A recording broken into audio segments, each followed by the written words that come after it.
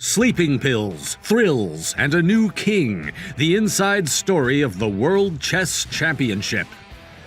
Most people used to believe that chess players were intelligent and kind, but as we learn more about the game, the more we realize that it has an ego issue. Chess World Championships of hypnotists, spies, and multiple toilet breaks?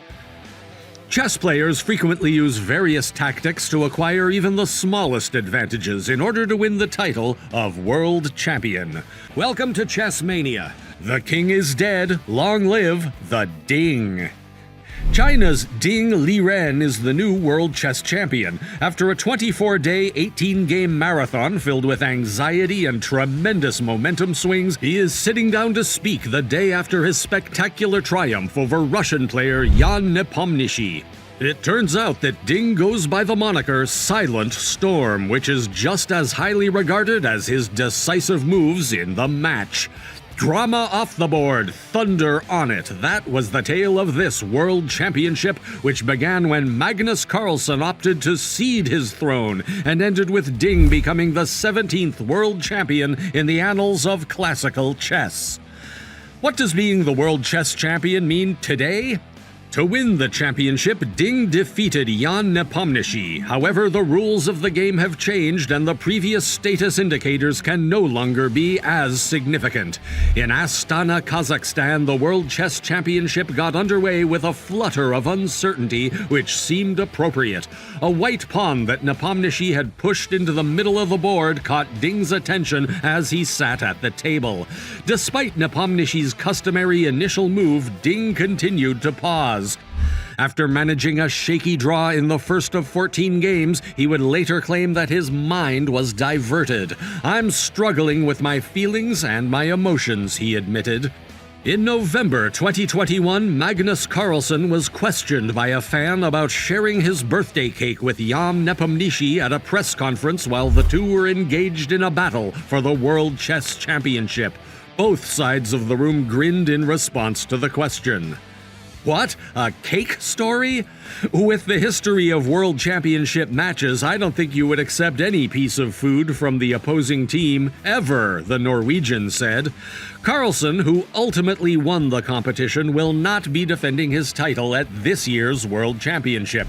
Carlsen's jokey remark, though, was an accurate reflection of the undercurrent that permeates every match in the Global Chess Championship.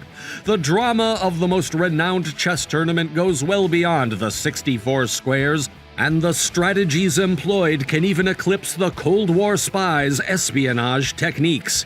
Just ask Viswanathan Anand, who has competed in numerous World Championship matches against players like Vasilin Topalov, Anatoly Karpov, Boris Gelfand, Vladimir Kramnik, and Carlsen himself. Anand experienced his fair share of psychological ploys to intimidate him in World Championship matches over the years as both a contender and a champion.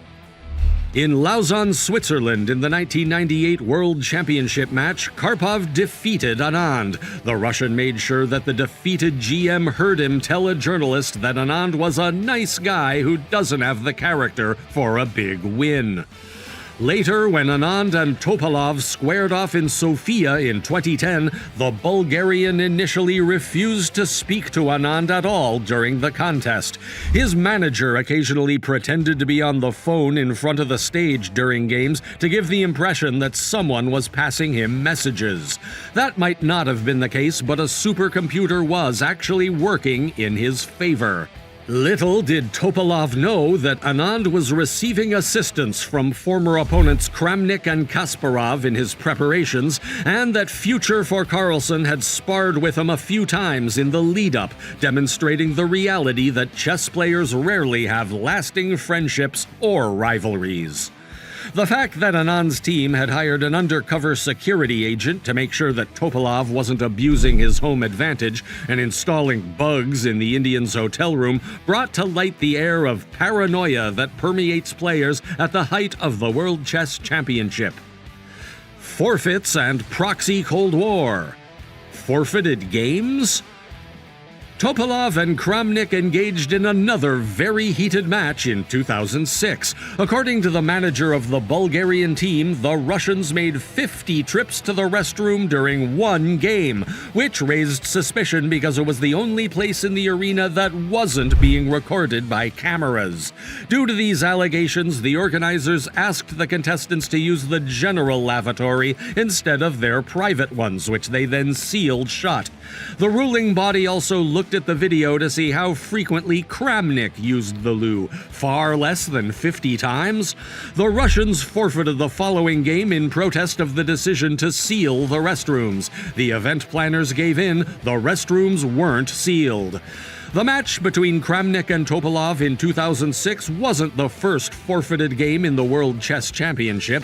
That distinction belonged to American Bobby Fischer, who in 1972 met Soviet Union President Boris Spassky in Reykjavik in a meeting that served as a metaphor for the Cold War that was then engulfing the rest of the world. Fischer decided to remain in his hotel room for Game 2 after being upset by the film and TV equipment in his room for Game 1, which he lost. The farce that took place that day was perfectly captured in an almost humorous piece in the New York Times. Spassky sat before the chessboard for about 5 minutes, looking uncomfortable, and then fled the stage. The about 1,000 attendees, I spent an hour staring with a kind of entranced curiosity at the 2 vacant chairs. There was no conversation. Complete silence? Yes. Before we move on, hit that subscribe button. Due to the intense political interest in the match, Fischer was persuaded to play Game 3 by Henry Kissinger, the U.S. Secretary of State at the time, while Spassky was told to return home by the Soviet Chess Federation, a request he disregarded. The third match took place in a segregated area. The American, who was down 2-0 but had a little psychological edge because his demands had been satisfied, duly prevailed. In the 21st game of the competition, he eventually ousted Spassky. But all of that is forgotten when you consider the match between Russians Viktor Korchnoi and Anatoly Karpov in 1978. The former was a Soviet defector who was so despised by the USSR that Soviet media who covered the game referred to him simply as the opponent instead of by his given name.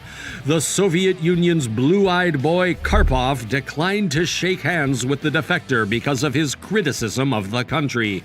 The Patriots hired a hypnotist whom he placed in the first row of the stadium during games. In response, the dissident wore sunglasses with mirrors on them. A global chess championship often has a lot of drama and intrigue before the participants ever sit across the board for Game 1. The participants go to considerable effort to gain any advantage over their rival, whether it be material or psychological. This is evident in the months they spent huddling in houses with their seconds in intense preparation for the event itself. At least until the tournament is over, the names of the seconds have been kept a secret. According to Sergei Karjakin's manager, Kirill Zangalis, the Russian general manager spent more than $1 million on preparation for the 2016 World Championship match. The world first saw Carlsen's impenetrable exterior break during that torturous match when the Norwegians stormed out of a press conference before it had even started after losing a game against Karjakin. As Fischer once remarked, chess is a war over the board. The object is to crush the opponent's mind. In this war, there is no room for birthday cakes. What do you think about the drama in this chess world? Let us know in the comments section below. Checkmate that subscribe button. Check out other videos on this channel as well.